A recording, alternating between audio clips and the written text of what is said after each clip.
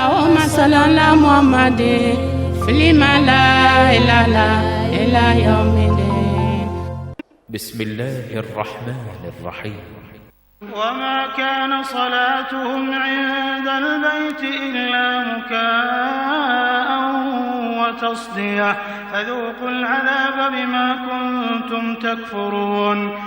إن الذين كفروا ينفقون أموالهم ليصدوا عن سبيل الله فسينفقونها ثم تكون عليهم حسرة ثم يغلبون والذين كفروا إلى جهنم يحشرون. ليميز الله الخبيث من الطيب ويجعل الخبيث بعضه على بعض فيركمه جميعا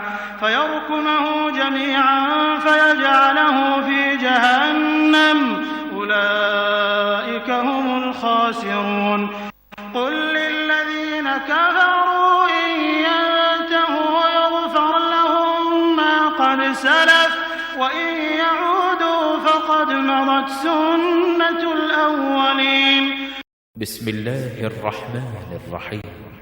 قل للذين كفروا إن ينتهوا يغفر لهم ما قد سلف وإن يعودوا فقد مضت سنة الأولين.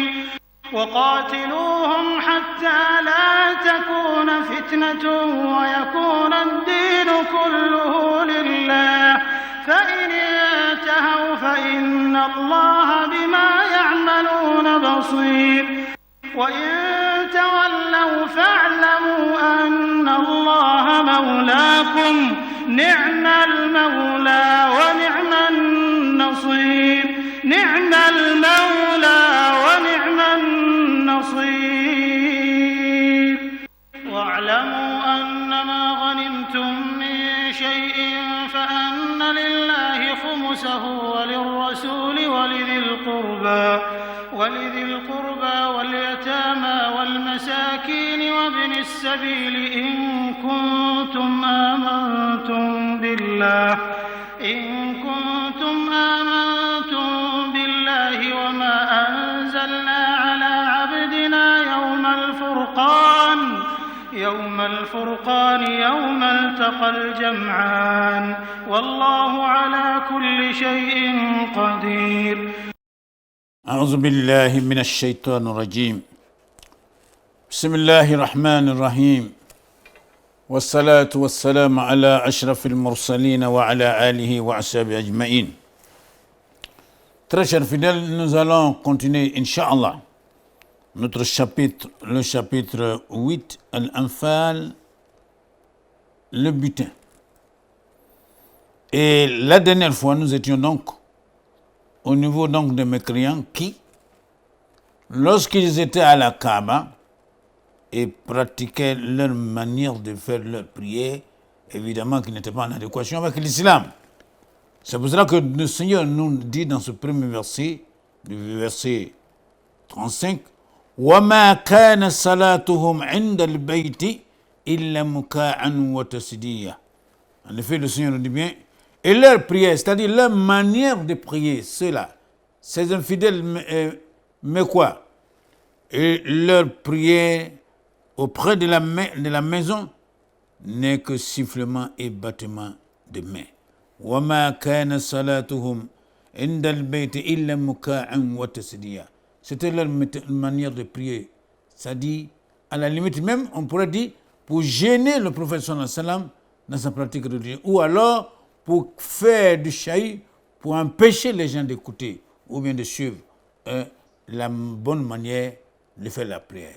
Et qu'est-ce qu'ils faisaient cela? Dieu nous dit bien, Illa muka'an wa tasdiya. Évidemment, qu'est-ce qu'ils faisaient? C'était donc les battements de main ou bien des sifflements. Et c'est tout ça pour embrouiller les fidèles dans leur pratique religieuse, et ceci à l'intérieur de la Kaaba. Et c'est pour ça donc le Seigneur dit bien, وَمَا كَانَ صَلَاتُهُمْ عِنْدَ الْبَيْتِ إِلَّا مُكَاءً وَتَسْدِيًّا. Oui, et leur prière auprès de la maison n'est que sifflement et battement de main. Et à la fin, le Seigneur va nous dire Fazouqul adhaba bima kuntum takfurun. Alors, goûtez donc au châtiment à cause de votre mécréance.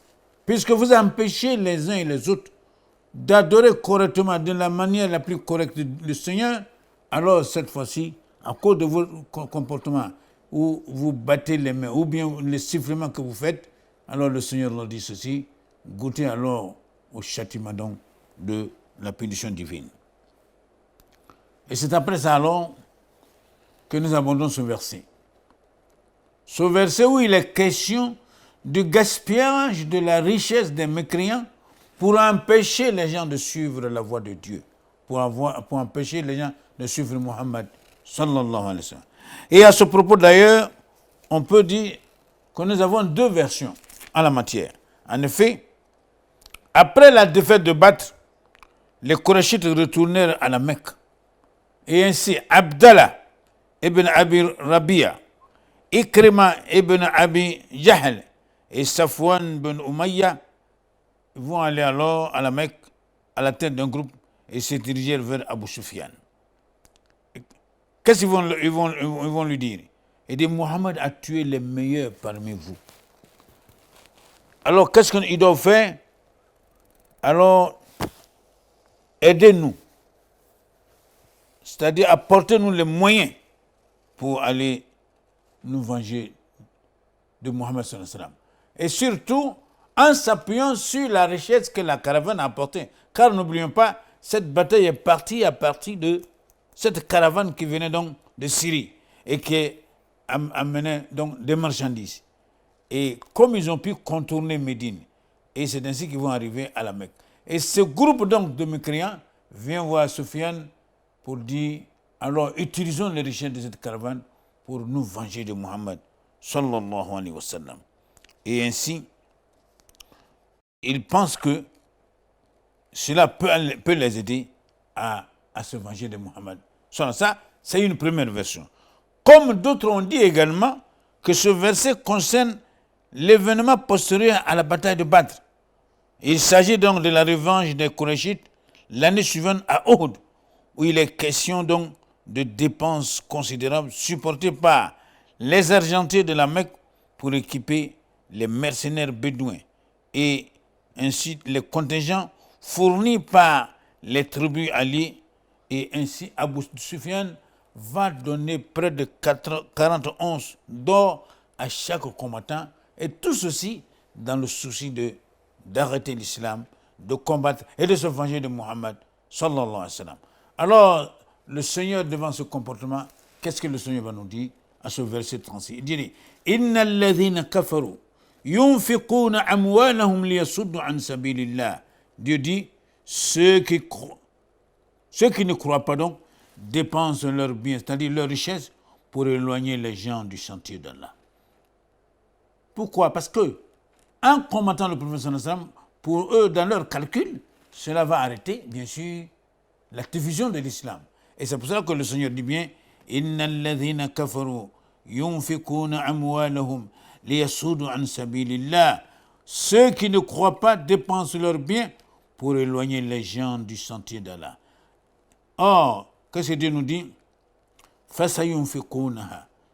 Très certainement, ils vont le faire. C'est-à-dire, ils vont dépenser. Ils vont donner de l'argent pour cet objectif. Fasayunfiquna summa takun alayhim hasra. Ils vont dépenser. Ils vont donner de l'argent pour cet objectif. Mais Dieu dit summa takun alayhim hasra. Et cela, cette attitude va être un regret pour eux. C'est mes mécréants qui vont dépenser dans le souci de vouloir arrêter la da'wa. Alors, ils vont certainement dépenser. Donc Dieu dit bien, ils vont certainement dépenser. Cette dépense va être pour eux non seulement un gaspillage, mais des regrets. Ils vont regretter après. Et ils seront battus. Quant à ceux qui ont mécru donc, alors ils doivent savoir qu'ils seront rassemblés vers l'enfer. Pour ça, pour dire donc qu'à tout moment, le mécréant dépensera. Comme Abu Sufyan et son groupe a eu à le faire, ils dépenseront pourquoi? pour pouvoir arrêter l'islam, pour empêcher l'avancée de l'islam. Et Dieu continue à nous dire, et certainement qu'ils vont dépenser. Mais, est-ce qu'en donnant ces moyens financiers et autres, est-ce que ça va les aider à atteindre cet objectif? Dieu dit, Summa takun alayhim hasra. Et que cette dépense, cette attitude va être un regret pour eux. Pourquoi? Summa yuklabun. Pourquoi? Parce qu'ils seront battus en fin de compte. Et ainsi, le Seigneur confirme en disant Walladhina kafaru. Quant à ceux qui ont mécru, ila jahannama yusharun. Ils doivent savoir, ils doivent s'attendre à quoi? À leur entrée en enfer. Parce que l'enfer est réservé à ceux-là qui combattent Dieu et ceux-là qui n'ont pas cru en Dieu. C'est à ceux-là que l'enfer est réservé. Et c'est pour cela qu'à la fin, Dieu dit bien Walladhina kafaru. Quant à ceux qui n'ont pas cru en Dieu, ceux qui ont mécru, ila jahannama yusharun, c'est vers l'enfer qu'ils seront traînés. Oui, et ceci en guise de punition pour leur mécréance à l'endroit du Seigneur. Et ceci pourquoi liyamizallahu al-khabisa min at-tayyib, afin qu'Allah distingue le mauvais du bon. Oui, ce résultat, c'est-à-dire cette entrée de ces mécréants dans l'enfer, Dieu nous dit afin qu'Allah distingue le mauvais du bon. Le mauvais, c'est qui? En fait, c'est le mécréant. C'est celui-là qui n'a pas cru en Dieu. Et le bon, c'est ceux-là qui ont cru en Dieu. Et c'est pour cela donc, l'enfer, leur entrée dans l'enfer, Dieu nous dit, afin qu'Allah distingue le mauvais du bon. Et comme nous l'avons dit, le bon, c'est le croyant. C'est celui-là qui a cru en Dieu. Et le mauvais, bien sûr, c'est celui-là qui s'est rébellé contre Dieu. Et ensuite, qu'est-ce que Dieu nous dit? Liyamizallahu al-khabisa min at-tayyib wa yaj'al al-khabisa ba'dahu 'ala ba'd fayarkumahu jami'an fayaj'alahu fi jahannam ulaika humul khasirun. En effet, le Seigneur va nous dire ceci, afin donc qu'il distingue le mauvais du bon et qu'il place les mauvais les uns sur les autres, qu'il les associe ensemble. Pourquoi? Pour en faire un amoncellement qu'il jettera dans l'enfer. Ceux-là sont les perdants. Oui. Donc, Dieu dit, par rapport au premier verset que nous avons dit, ceux qui ne croient pas et dépensent donc leurs biens pour éloigner les gens du sentier d'Allah, alors Dieu dit bien que ce sera une perte pour eux. Et ensuite, qu'ils seront traînés vers l'enfer. Et ensuite, le Seigneur dit bien, afin qu'Allah distingue le mauvais du bon. Oui, l'entrée en enfer ici, c'est aussi pour permettre de faire la différence entre les bons et les mauvais. Et les bons, c'est qui? C'est ceux-là qui ont cru en Dieu. Et les mauvais, bien sûr, c'est ceux-là qui sont restés dans la mécréance, dans l'incrédulité. Alors, ils doivent s'attendre donc à leur entrée en enfer. Et Dieu dit et qu'il place les mauvais les uns sur les autres. C'est-à-dire qu'il les associera ensemble pour les jeter, bien sûr, en enfer. Ceux-là donc sont les perdants. Ça veut dire quoi? Que le mécréant doit savoir que Yawm al-Qiyamah, au moment où le Seigneur jugera entre les hommes, ils seront parmi les perdants. Qui est perdant Yawm al-Qiyamah? C'est bien sûr celui qui sera dans l'enfer. Et qui sera dans l'enfer? C'est ceux-là qui se sont rebellés contre le Seigneur, qui ont empêché les gens de suivre la voie de Dieu et qui sont restés dans la mécréance. C'est pour cela que, donc, ceux-là dit bien, ila jahannama yusharun, ceux-là seront donc les perdants dans l'enfer. Ensuite, kullil lazina kafaru. Dieu s'adressant toujours à ces mécréants, il dit kullil lazina kafaru in yantahu yughfar lahum ma qad salaf wa in ya'uddu faqad maddat sunnatul awwalin. Alors au verset 38, le Seigneur dit ceci: dis à ceux qui ne croient pas que s'ils cessent, on leur pardonnera. Donc, à la limite, voilà une occasion que Dieu donne aussi aux mécréants pour se racheter, pour revenir à Dieu. Il dit bien, dis à ceux qui ont mécru, s'ils arrêtent leur mécréance, s'ils cessent de se rebeller contre Dieu, Dieu leur accordera son pardon. En effet, Dieu dit bien, c'est-à-dire tout ce qu'ils avaient fait avant, leur mécréance, donc pendant leur mécréance, alors Dieu dit qu'il est prêt à leur pardonner ceci. Mais par contre, si les récidives, bien sûr, cela sera grave pour eux. Et c'est pour ça donc, le Seigneur dit,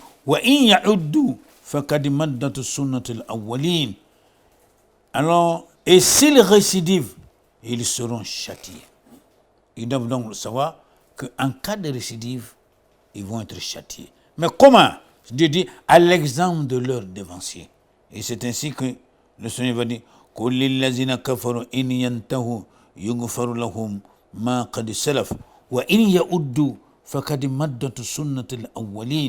alors, à ce verset traduit, donc Dieu dit bien, dis à ceux qui ne croient pas que s'ils cessent, c'est-à-dire s'ils arrêtent leur mécréance, alors Dieu est prêt à les pardonner. Mais, et surtout, ce qu'ils ont eu à faire lors de leur mécréance, pendant leur mécréance. Mais le Seigneur va plus loin en disant, mais s'ils récidivent par contre, alors à quoi ils doivent s'attendre?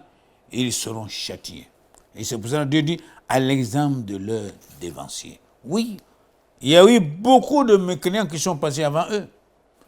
Et quand vous prenez les mécréants depuis au temps de Noé, au temps de Pharaon et autres, et tous les autres messagers, Dieu, si vous prenez également ceux de Lot et autres, Dieu les a châtiés. Car ils se sont comportés de la plus mauvaise manière envers ces messagers de Dieu. Ils ont démenti les propos des messagers. Ils se sont rebellés contre ces messagers. Et c'est pour cela que ici, le Seigneur les met en garde en disant bien, alors s'ils reviennent à leur mécréance, alors ils doivent savoir qu'ils seront à l'exemple de leurs dévanciers. C'est-à-dire, de la même manière, Dieu a puni ces mécréants d'avant eux, alors ils doivent s'attendre à la punition divine. Très chers fidèles, nous sommes donc à l'émission du Tafsir, l'effort humain de comprendre la parole de Dieu. Et c'est ainsi, alors s'adressant à ces mécréants, alors le Seigneur nous dit, dis à ceux qui ont mécréé, s'ils arrêtent leur mécréance,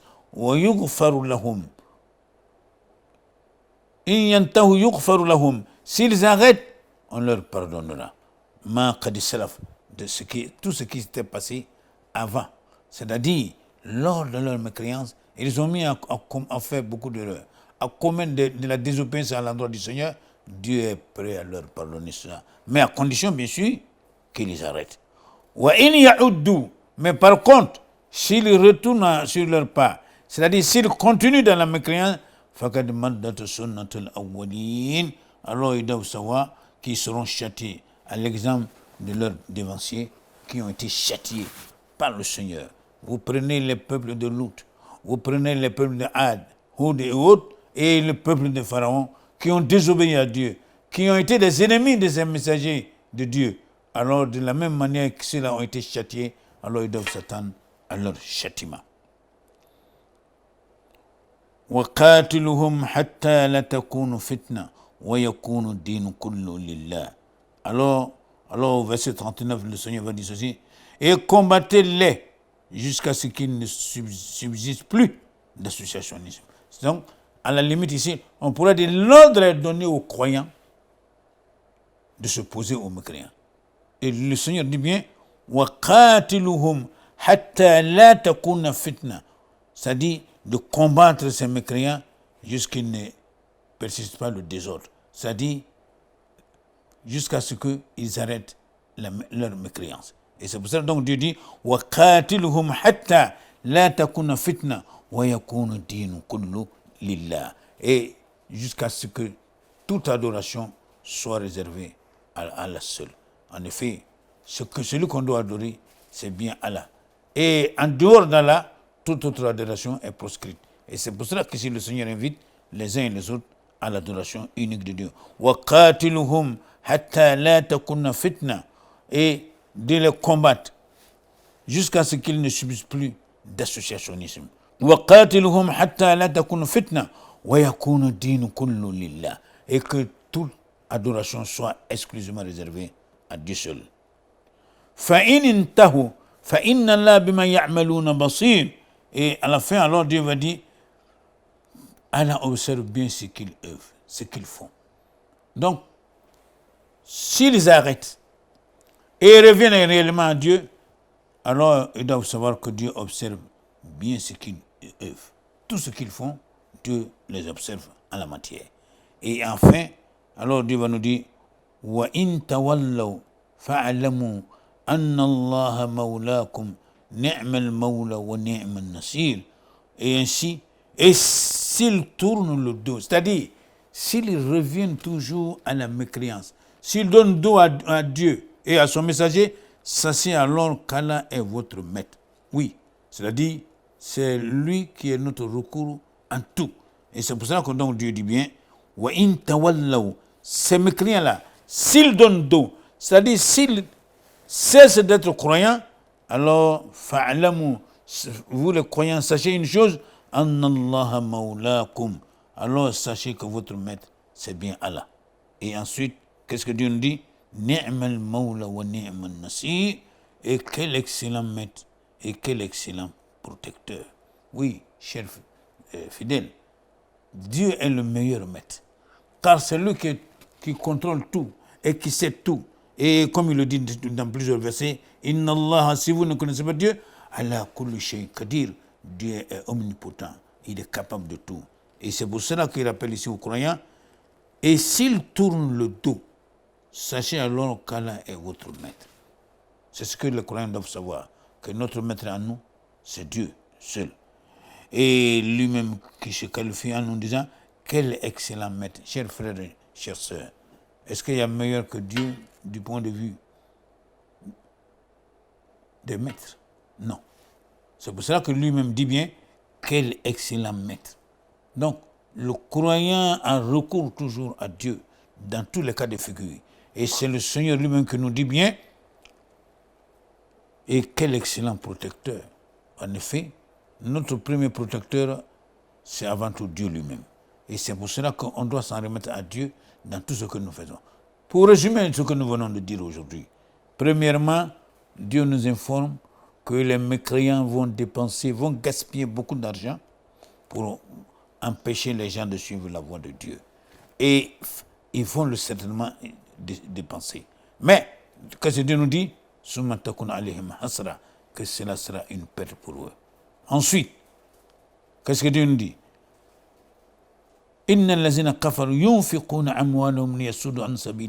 Ceux qui ont mécru dépensent leur richesse pour empêcher les gens de suivre la voie de Dieu. Mais très certainement qu'ils vont le faire. Mais que ce sera une peine pour lui. Et ensuite, ils seront battus. Mais quant aux mécréants, ils doivent savoir que leur devenir, c'est bel et bien l'enfer. Et pourquoi cela d'ailleurs? Le Seigneur dit bien, pour reconnaître les bons des mauvais. Et ces mauvais-là, c'est qui? Ce sont les mécréants qu'il va amonceler ensemble et ils seront destinés, bien sûr, à l'enfer. Et c'est pour cela, à la fin, le Seigneur dit bien, il donne l'occasion aux mécréants de pouvoir revenir. Car il dit bien, s'ils arrêtent leur mécréance, Dieu est capable donc de leur pardonner. Car Dieu dit bien, il est pardonneur. Et ainsi, il pourra leur accorder son pardon. Et surtout, tout ce qui est passé. Mais s'ils reviennent toujours à la mécréance, ils doivent savoir, ils doivent savoir que les dévanciers ont été châtiés. De la même manière, ceux-là ont été châtiés, ils doivent s'attendre aussi au châtiment de la part du Seigneur. Et enfin, Dieu nous dit bien de combattre la mécréance jusqu'à ce que la religion soit exclusivement réservée à Dieu. C'est-à-dire l'adoration sur terre soit réservée au Seigneur. C'est un ordre du Seigneur qui demande donc وَقَاتِلُهُمْ حَتَّى لَا تَكُونَ فِتْنَةً. Et surtout, en les combattant pour qu'il n'y ait pas de désordre sur la terre, pour que le polythéisme n'ait pas le dessus sur terre. وَيَكُونَ الدِّينُ كُلُّهُ لِلَّهِ. et que toute la religion soit exclusive pour le Seigneur lui-même. Mais, mais s'ils donnent leur dos, c'est-à-dire s'ils renoncent à venir vers Dieu, alors sachez que votre maître, c'est bien le Seigneur Allah. Et quel meilleur maître, car Dieu lui-même nous dit bien, il est l'excellent protecteur. Et c'est à lui que le musulman doit se confier pour toute sa protection. En espérant vous trouver pour la suite de ce chapitre. Alors nous vous disons Assalamu alaikum wa rahmatullah wa barakatuh. Allahumma salli ala Muhammadin filima la ilaha illa yawmiddin. Allahumma salli ala Muhammadin filima la ilaha illa yawmiddin.